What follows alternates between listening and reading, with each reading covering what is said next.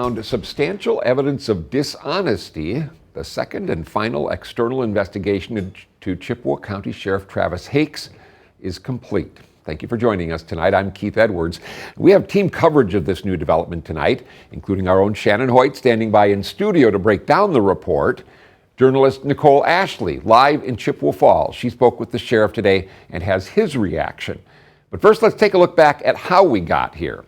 It was in June 2023 the Chippewa County Board began an investigation into Sheriff Hakes for accusations of misconduct in office.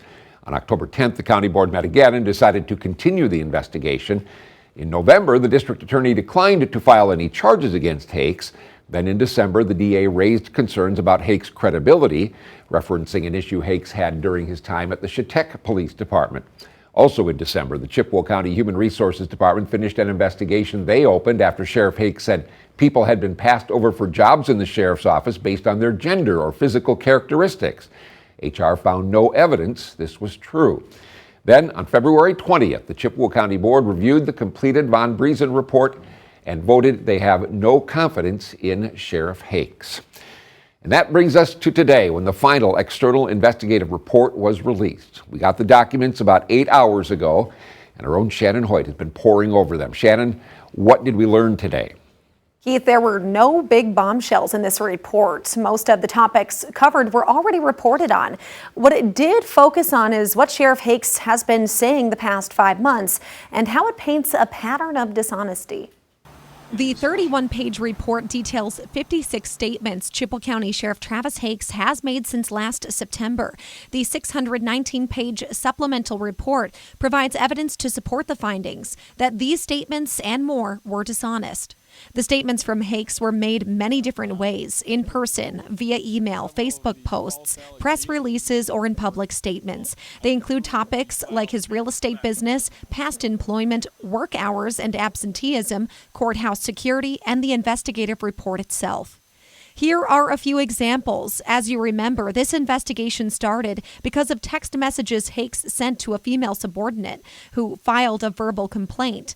In one statement, Hakes denied inviting her to an event that he didn't invite other office members to. Yet the report states that all office members interviewed in this investigation denied receiving individual personal invitations to events from Sheriff Hakes. Another example, in the first report, the subject of Hakes' absenteeism was brought up. Since then, Hakes has made statements regarding his management staff in the sheriff's office only working during banking hours, saying they're typically gone by 4 p.m. The report summarizes its findings about this by saying Sheriff Hakes' comments reflect either a complete failure to understand the true responsibilities and work hours of his subordinates, or it can be seen as a malicious attack on the office leadership because of their participation in this investigation.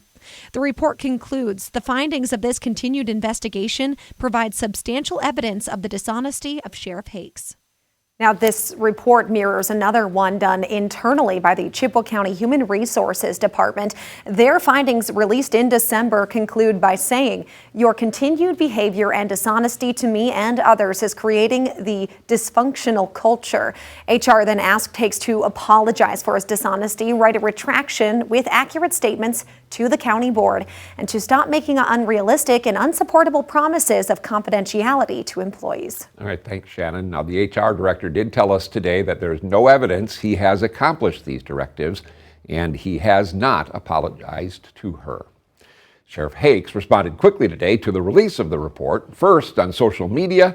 He also spoke with our own journalist Nicole Ashley this afternoon, and she joins us live from the Chippewa Falls County Courthouse. Nicole?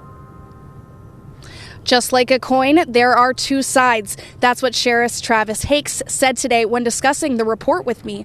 As he's maintained throughout the investigation, he believes it was a waste of resources. The 56 comments of quote-unquote dishonesty, I think a lot of that is speculatory in the fact that it was a Madison-based attorney versus a law enforcement investigator. The burden of proof is significantly lower. And I believe if a law enforcement official would have reviewed the report, I don't know that it would have went the same way, and it certainly wouldn't have cost the taxpayers the amount of money that it did.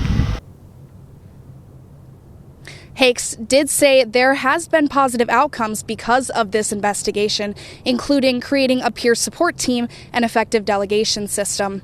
He says the lessons learned from this experience will help him lead the sheriff's office more effectively. Okay, thanks, Nicole. Now, we do have Hakes' full statement on WQOW.com. However, Sheriff Hakes says statements don't explain everything, and he encourages people to reach out with questions and concerns.